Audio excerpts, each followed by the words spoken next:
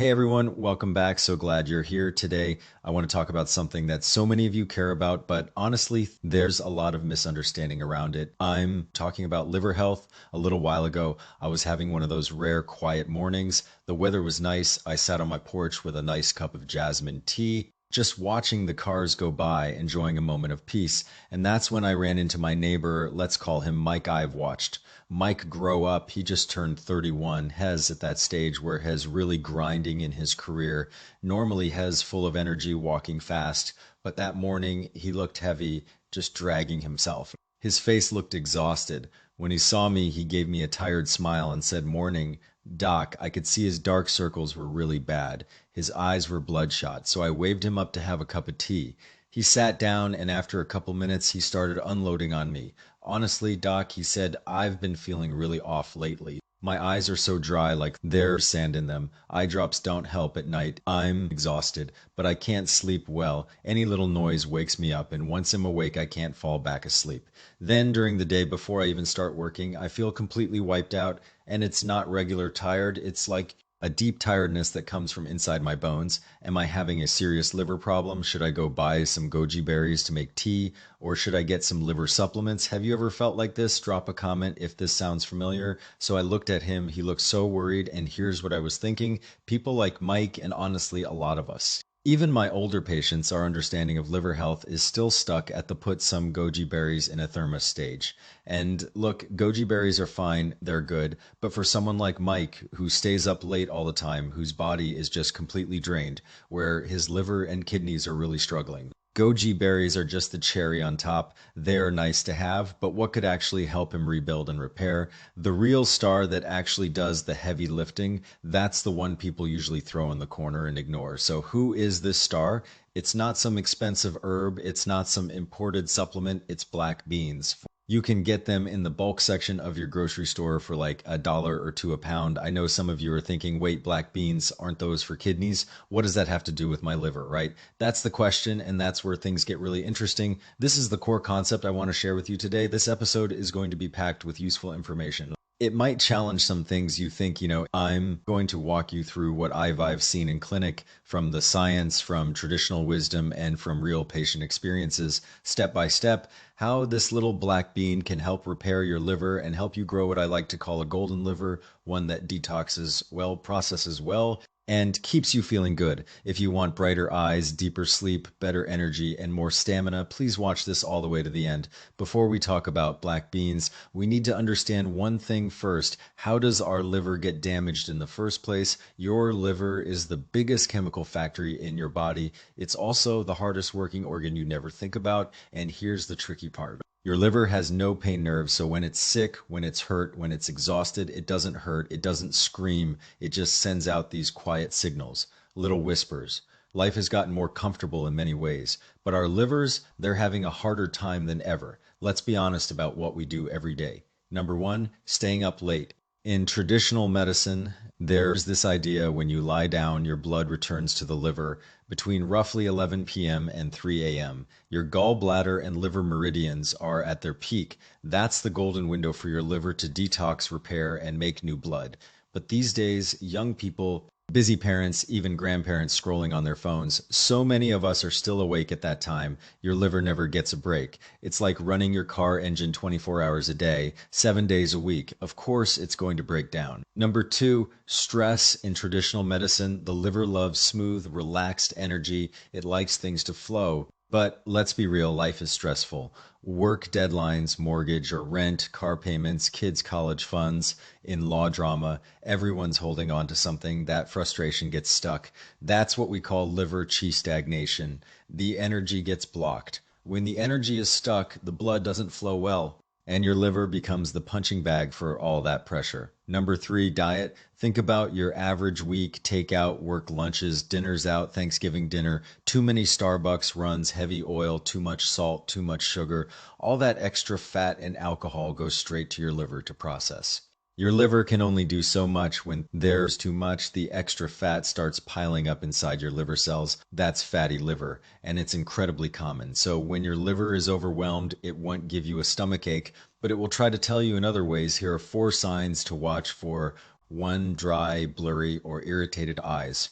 In traditional medicine, the liver opens into the eyes. Your eyes are like the external screen for your liver. If your eyes feel dry, itchy, gritty, or if your vision gets blurry or your eyes water for no reason, that's often a sign that your liver blood is low. You don't have enough nourishment reaching your eyes. 2, light sleep. Lots of dreams, waking up too early. In traditional medicine, the liver stores a part of your spirit.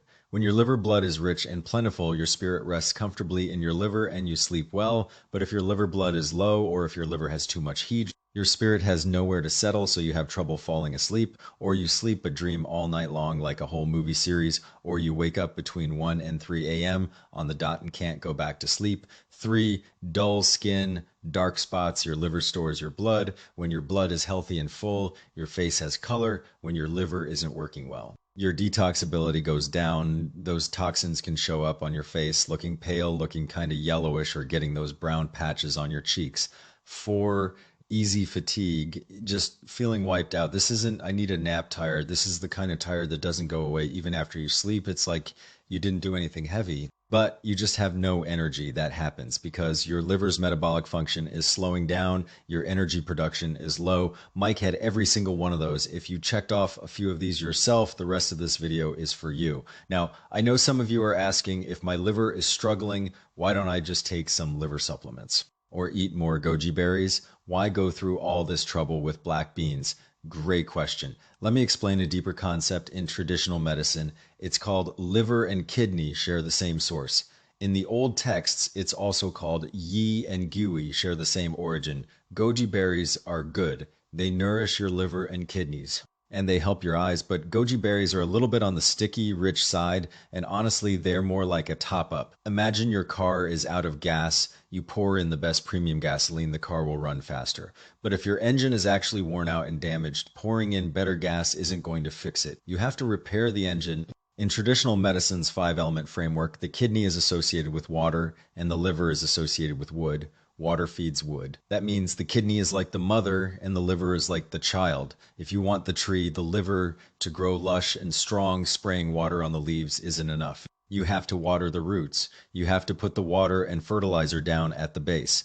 Only when your kidney energy is deep and full, only when your kidney water is abundant, can it continuously feed and nourish your liver. That's the principle of when a child is weak, support the mother. So let's look at black beans from the traditional perspective. First, look at the color and the shape of a black bean. Traditional medicine teaches that 5 colors correspond to 5 organs. Black corresponds to the kidneys. So black beans have been called the grain of the kidneys for thousands of years. They're one of the best foods for kidney support. And here's something cool. Go to your kitchen right now, take out a black bean and hold it in your palm. Look at its shape. It's kind of indented in the middle with 2 rounded ends. Doesn't that look like a human kidney? That's what traditional medicine calls like supports like. This little black bean is almost like it was designed to nourish your kidneys. So how does supporting your kidneys help your liver? Like I just said, water feeds wood. Think of your liver as a big tree. For that tree to be lush, for the leaves to be green, it needs water and nutrients from the roots. Your kidneys are those roots. Your kidneys are that water source. If your kidney water runs low, if the soil dries out, that tree is going to turn yellow. It's going to get dry. It's going to catch fire easily. Its leaves will fall off. So when black beans support your kidneys, they're actually watering your liver tree. They're feeding the roots. Only when the roots are strong and the water is deep can your liver truly recover. That's why I call black beans a true repair food, because they solve the problem at the source. Now let's look at black beans from a modern science perspective. What's actually in them that helps your liver? 3 big things. 1, anthocyanins. Why is the skin of a black bean black? Because it's packed with anthocyanins, a powerful antioxidant. Every day your liver works hard to detox your body, and that process creates a lot of free radicals. Think of free radicals like rust on a car. They slowly damage your liver cells. Anthocyanins come in like a rust remover. They help clear out those free radicals and reduce oxidative damage. It's like putting a protective coat on your liver too. High quality plant protein. Your liver gets damaged. What does it need to repair itself? Protein. Black beans are over 36% protein. That's actually more than meat, and it's very absorbable. That protein is the raw material your liver needs to rebuild damaged cells. 3, vitamin E. This helps soften blood vessels, nourish your skin, and keep your liver cells young and flexible. But doc, someone always asks, goji berries have nutrition too. Why can't I just eat those? Here's the thing. Goji berries are good, but they're on the sticky moist side and they have a fair amount of natural sugar. A lot of people, especially my patients over 50 or anyone with a lot of dampness in their system, they're complicated, they're deficient in some ways, but they also have stagnation, they have a little belly. A thick coated tongue, if those people eat a lot of goji berries, that sticky, rich quality can actually clog up their digestion and trap even more moisture. Then they get a sore throat, swollen gums, what we call too deficient to absorb tonics. Black beans are different. They're neutral, they're not hot, not cold, and here's the best part. They also help your digestion and drain dampness. So they do three jobs at once. They fill your kidney water so your liver gets nutrition. They strengthen your digestion so your body can actually make blood, and they help drain excess moisture, which reduces your liver's workload. That's the genius of black beans. They build, they move, they drain all at the same time. That's why I tell my patients, if you want a truly healthy liver, you have to build a good foundation first. And black beans are that foundation. Okay, you understand the why? Now let's talk about the how. I know a lot of you have tried black beans. Doc, I know they're healthy. I throw a handful in my soup or make black bean milk in the morning, but honestly, I just get bloated. I get gas. My stomach feels heavy. Maybe I'm just not meant to eat black beans. Don't worry. Black beans have a strong personality. Eat them the right way and they're medicine. Eat them the wrong way and they're little gas bombs. Most people who don't get results or get bad results, it's not the beans' fault. It's how you're preparing them. I'm going to give you 3 classic effective recipes. They're easy to make at home. Whether you're a busy professional or retired and focusing on your health, there's one here for you. Let's start with the first recipe, black bean congee. This isn't just any congee. It's very gentle, very basic, perfect for people with dry eyes, blurry vision, eyes that water too easily, or for people who stay up late and feel that restless, thirsty, hot feeling. But here's the thing, most people cook this congee completely wrong. The beans come out hard. You can barely chew them. The rice is separate from the beans. The broth is thin. That kind of congee isn't just unappetizing. Your digestion can't actually break down those hard beans. You don't absorb the nutrients, and all that undigested bean material turns straight into gas. To make this congee right, the secret is 2 words: soak and cook until soft. Let me break it down step by step. Step 1, choose the right bean, black skin, green heart. This is so important. If you pick the wrong bean, nothing else matters. When you go to the bulk bin or the grocery store, don't just look at the color of the skin. Take one bean, bite it open, or peel the skin. You want black skin and a green inside. That variety is called black skin, green heart. Why green? Because green corresponds to the liver. This specific black bean has the highest food value for your liver and kidneys. There are also black beans with a white or yellow center. Those are mainly for animal feed or for making soy sauce or tofu. Their health benefits are much lower. So remember, for liver support, black skin, green heart. Step 2, soak overnight, at least 12 hours. This is the step most people skip, and it's the #1 cause of gas. Black bean skins are really tough, and they contain something called phytic acid. Phytic acid acts like a lock. It locks up all the good nutrients inside the bean. It also blocks your body from absorbing calcium, iron, and zinc, and yes, it causes gas. So how do you unlock it? Long soaking. Before you cook, wash your beans, then soak them in clean water for at least 12 hours. In the summer, put them in the fridge so they don't spoil. Soak until the beans plump up. The wrinkled skins smooth out, some of the skins even crack open, and you can see that green inside. That's when the phytic acid has been broken down. And here's a pro tip: don't throw away that soaking water. If you washed your beans clean before soaking, that water is now dark purple or reddish. That's all anthocyanins. That's liquid antioxidants. Pour it right into your pot. Don't waste a drop. Step 3, add white rice to protect your stomach and purple rice to build your blood. Black beans are great, but eating just beans is a little boring and the texture isn't great. So let's give them a partner. The simplest is to add a handful of white rice. White rice is sweet and neutral. It strengthens your digestion and protects your stomach lining. With the creamy rice coating, the black bean nutrition gets absorbed more gently. No stomach irritation. If you want even better results, swap the white rice for purple rice or sweet rice. Purple rice is also black in color, so it also supports your kidneys. It makes the congee thicker and gives it a better texture. Step 4, cook until the beans flour. This is the final step, and it determines whether you succeed or fail. Put your soaked black beans and rice into the pot, add enough water, bring it to a boil, then turn the heat to the lowest setting, cover it, and let it slowly simmer. How long? Don't watch the clock. Watch the beans. You need to cook until the beans flour. What does that mean?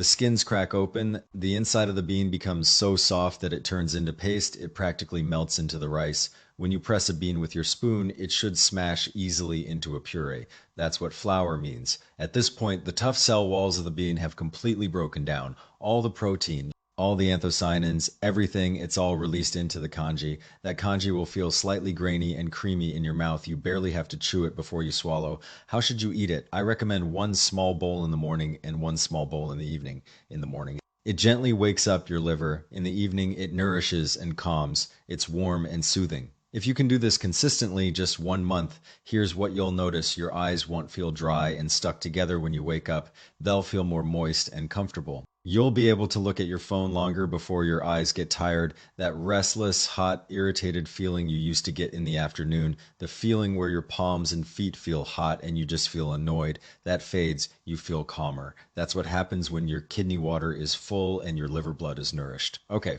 So that's the gentle kanji, that's the foundation, but I know there's another group of people watching. These are often the breadwinners of the family or students grinding through exams. You leave early, come home late, and your brain runs like a high-speed motor all day. Work, stress, relationships, finances, you never get a break. By 3 or 4 in the afternoon, you just crash. Your brain feels empty. You can't think clearly. Someone says something and it takes you forever to process it. You try to remember something and it's gone 2 seconds later. This isn't just being tired. This is liver blood deficiency plus kidney essence deficiency in traditional medicine. The liver and kidneys share the same source, and the kidneys control your bones, produce your marrow, and your brain is called the sea of marrow.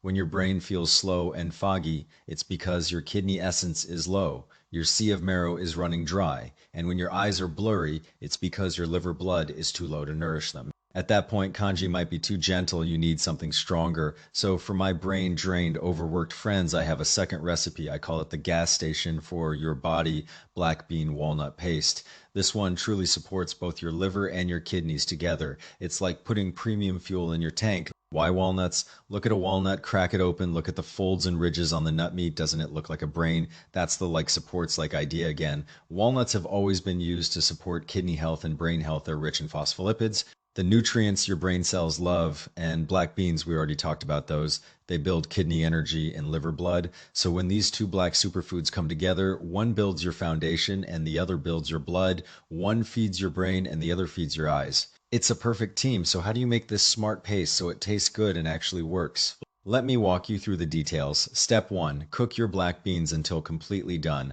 I cannot emphasize this enough. This is different from kanji. In kanji, you cook raw beans and raw rice together slowly. For this paste, I recommend cooking the beans first until they're fully done. Why raw black beans contain something called trypsin inhibitors and also saponins. If these aren't destroyed by high heat, they can irritate your stomach and intestines. You might get nausea, vomiting, bloating, or diarrhea, so take your soaked black beans. Put them in a pot with water and boil them until they're fully cooked, no raw bean smell, then drain them. You can also roast them in the oven or dry roast them in a pan, but boiled beans make a smoother paste and are less likely to cause heat symptoms. Step 2. Prepare the walnuts. Do not peel the skin. Take 2 or 3 walnuts. Crack them open. Now here's where a lot of people make a mistake. They see that thin brown skin on the walnut and they think that tastes bitter. I should peel it off and just use the white part. No, please don't peel it. That thin brown skin, yes, it's a little bitter, but it has important astringent properties and it's packed with polyphenol antioxidants. Its nutritional value is actually higher than the white part inside, and that slight bitterness perfectly balances the rich, oily taste of the walnut itself. Just break the walnuts into smaller pieces and leave the skin on. Step 3, blend them together into a paste. We're so lucky to have easy kitchen tools. Take your cooked black beans and your walnut pieces and put them in a blender or food processor.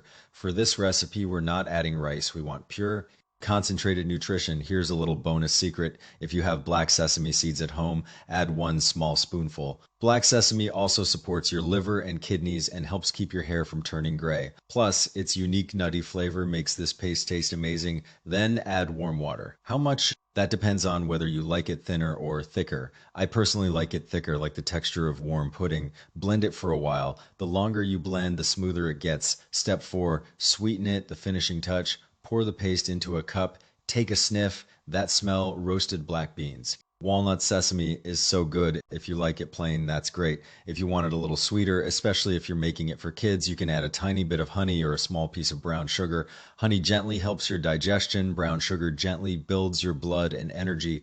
It really does taste wonderful. How should you eat this for best results? I recommend two options. First, have it for breakfast instead of buying a sugary latte or instant coffee from Starbucks. This paste is thick and rich. The healthy fats from the walnuts help with your digestion, and the protein from the black beans keeps you full all morning. Second option, have it at 3 or 4 in the afternoon, right? When you normally hit that wall and start craving chips or cookies. This paste will support your liver, steady your digestion, and quickly give your brain energy. If you do this consistently for a month, you'll feel it. It's really something your mind will feel clearer. Like someone turned on a fan and blew away the fog, your memory will get better. You won't lose your keys or forget what you walked into the other room for. And most importantly, that deep bone level fatigue that hits you in the afternoon, it will be much less intense. Your eyes will feel brighter. That's what happens when you fuel your body's command center properly. Now let's talk about a third group of people. This group is often women, but also older adults, both men and women. What are their symptoms? Deficiency and heat. Their face is pale or yellowish. No color in their lips. The worst part is sleep. They toss and turn at night, can't fall asleep.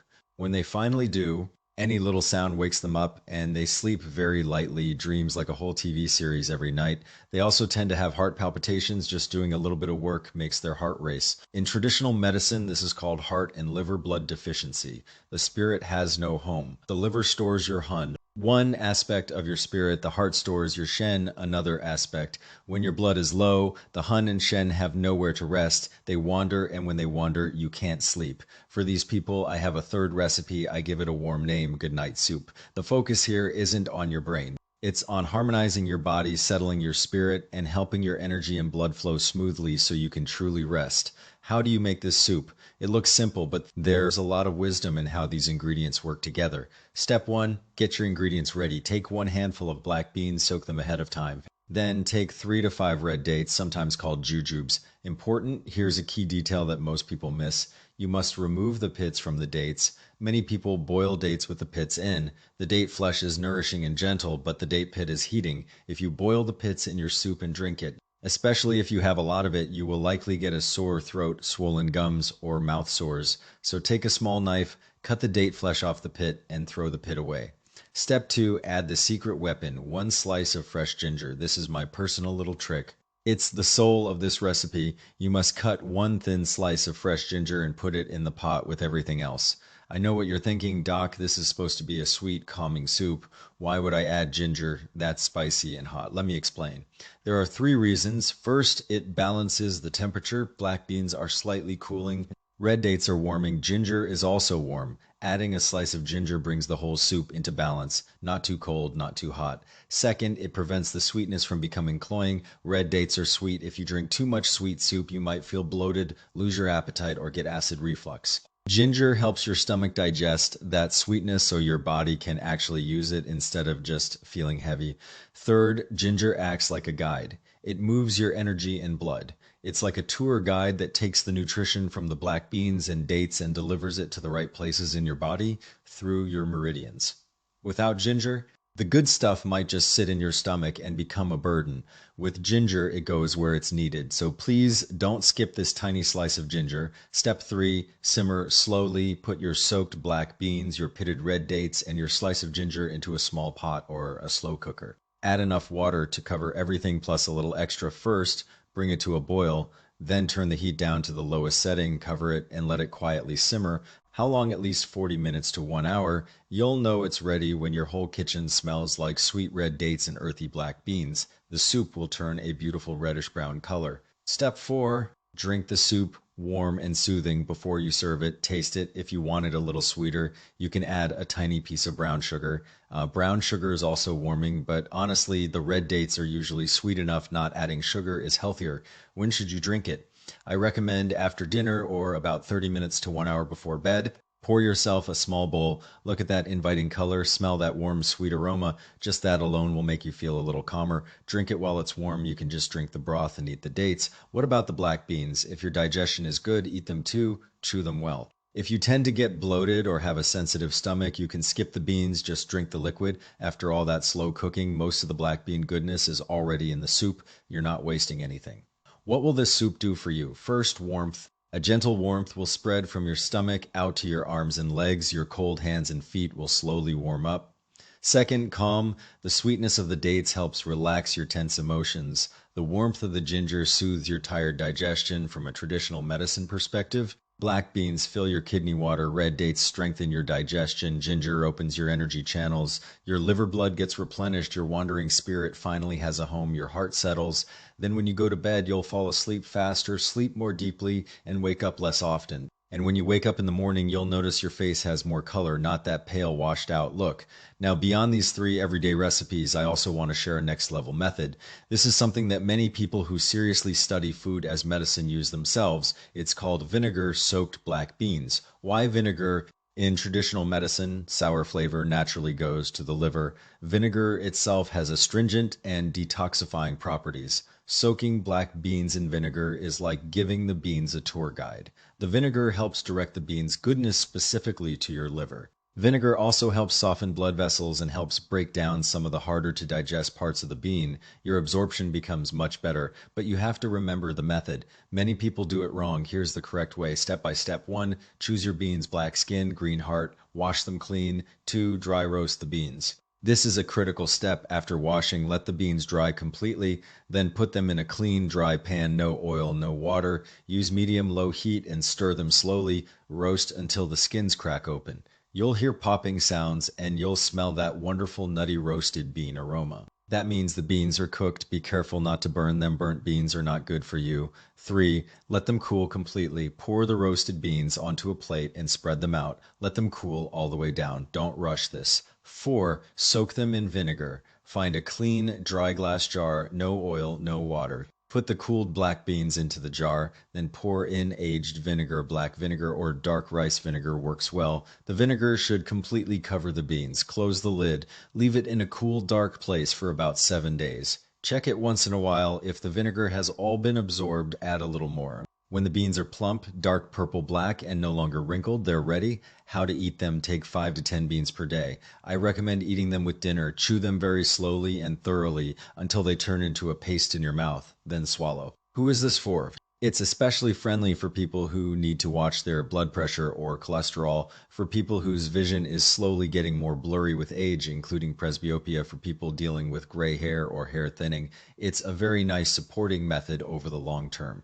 Now, I've said a lot of good things about black beans, but as a responsible doctor, I have to give you the hard truths too. No matter how good something is, it's not for everyone. And no matter how good it is, you can't just eat it any way you want. If you ignore these precautions, you might hurt yourself instead of helping your liver. That's not worth it. Warning 1, never eat raw black beans. Raw black beans contain a toxin called hemagglutinin and also trypsin inhibitors. If you don't thoroughly cook them, if you eat them raw or drink raw black bean smoothies, you can get nausea, vomiting, abdominal pain, diarrhea. In severe cases, you can get actual poisoning, so no matter how you prepare them, fully cooked is the first rule. Warning 2, if you have a weak, cold stomach, if you get bloated easily, eat less. Beans have a common problem. They produce gas. Black beans contain oligosaccharides. If your gut bacteria can't break them down, they ferment and produce gas. If you're someone who already feels bloated a lot or gets loose stool from cold foods or passes a lot of gas, be careful. Start with small amounts. Choose the kanji method, cooked until very soft. Avoid the roasted or vinegar-soaked versions. And when you cook black beans, add some ginger or a small piece of dried orange peel to help with digestion. Warning 3, if you have gout, be careful. Black beans have less purines than soybeans, but they're still medium to high. If you're having an active gout flare, red, hot, swollen joint, do not eat black beans. If you're between flares and your uric acid is well controlled, you can eat a small amount of cooked black beans, but control the portion size. Don't overdo it. Warning 4, for young children and people with kidney disease, follow your doctor's advice. Young children's digestive systems are not fully developed. Black beans are hard to digest, and too many can cause food stagnation. For people with advanced kidney disease who need to limit plant protein, eating black beans can increase your kidney's workload. Talk to your nephrologist. Don't just try this on your own. Friends, after all this, Here's what I really want you to remember. Black beans are a good friend to your liver, but they're not a magic pill. You cannot eat one bowl of black bean congee today and expect your liver to be healthy and your eyes bright tomorrow. Anyone who tells you that is lying to you. Taking care of your liver is like growing a tree. You have to water it, you have to fertilize it, you have to trim the dead branches, and you have to protect it from storms. A golden liver is not something you buy, it's something you grow day by day, meal by meal. So here's my advice. Make black beans a regular guest on your kitchen table, a bowl of congee in the morning, a walnut paste in the afternoon, a few vinegar beans with dinner. Be consistent, be patient, give your body some time. Even tiny changes every single day. After 1 month, 3 months, 6 months, your body will surprise you. One day you'll wake up and notice my eyes aren't dry anymore. The leaves outside look greener. One night you'll go to bed and realize I'm not tossing and turning. I slept all the way until morning. One afternoon you'll notice I have energy. I don't feel like lying down all the time anymore. That's what it feels like when your liver blood is full and your liver energy is flowing smoothly. That's what it feels like when your liver, that big general of your body, gets its vitality back. And on that day, you'll look back at this video and thank yourself for making that decision, and maybe thank that little black bean too. One last thought: health is actually simple. It lives in your everyday meals, in the small ways you care for yourself. If you have someone in your life like Mike, a young person who stays up late, or an older friend with dry eyes and bad sleep, please take a moment and share this video with them. Sharing good health information is a good thing. I'm a doctor who genuinely wants you to be healthy and happy. If you found this helpful, please give it a like and save it. And if you have any experiences with black beans or any questions, drop a comment below. Our comment section is full of smart people. Let's learn from each other and grow those golden livers together. This is for educational purposes only. Always consult your own doctor before making changes. If you're dealing with any health concerns, please schedule a visit with your primary care doctor. I'm here to help you understand the science, not replace professional medical advice. I'll see you in the next video. Take care, everyone.